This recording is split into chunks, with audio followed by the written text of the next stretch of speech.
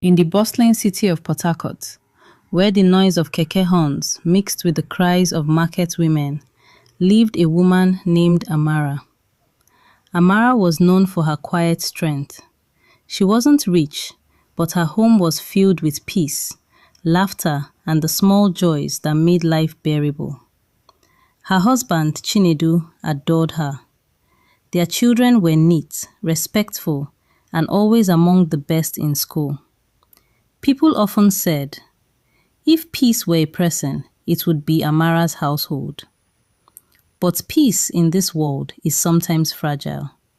Everything began to change the day Chinedu's younger sister, Ngozi, came to live with them. Ngozi arrived with tears and stories of hardship. She said she had nowhere else to go. Amara, kind as always, welcomed her without hesitation. Your home is my home, Amara told her. Ngozi smiled, but there was something behind that smile no one noticed. At first, nothing seemed wrong, but within weeks, Chinedu began to change. He became distant, cold.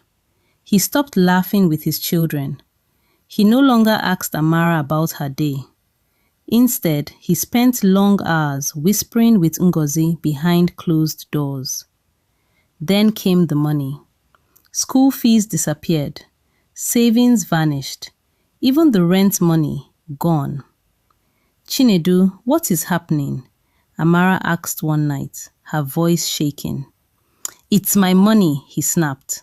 I can do what I want with it. Amara stood there, stunned. This was not the man she married. Ngozi watched from the doorway, smiling faintly. Months passed, debt piled up, and one hot afternoon the landlord came.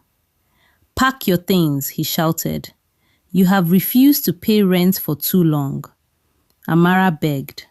The children cried, but the doors were locked against them. Chinedu didn't even come outside. That was the day Amara realized she was alone. With nowhere to go, Amara rented a tiny one-room apartment. The bathroom was shared. The walls were cracked. The roof leaked when it rained, but it was shelter. To survive, Amara did what many wouldn't dare. She began carrying concrete.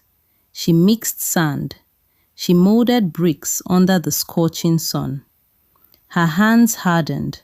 Her back ached, but she refused to break. God will not shame me, she would whisper every morning. Slowly, life began to improve. She started saving. She even began building a small house of her own. Hope returned. One afternoon, while working at a construction site, Amara saw a familiar face, Ngozi. Her sister-in-law looked different, weak, desperate. She ran toward Amara and fell to her knees. Please, help me, Ngozi cried. Amara didn't hesitate. Despite everything, she reached into her wrapper and gave her money. Go and take care of yourself, she said. Ngozi collected the money and left. Amara didn't know that the money she gave would be used against her. Not long after, Amara began to feel a sharp pain in her legs.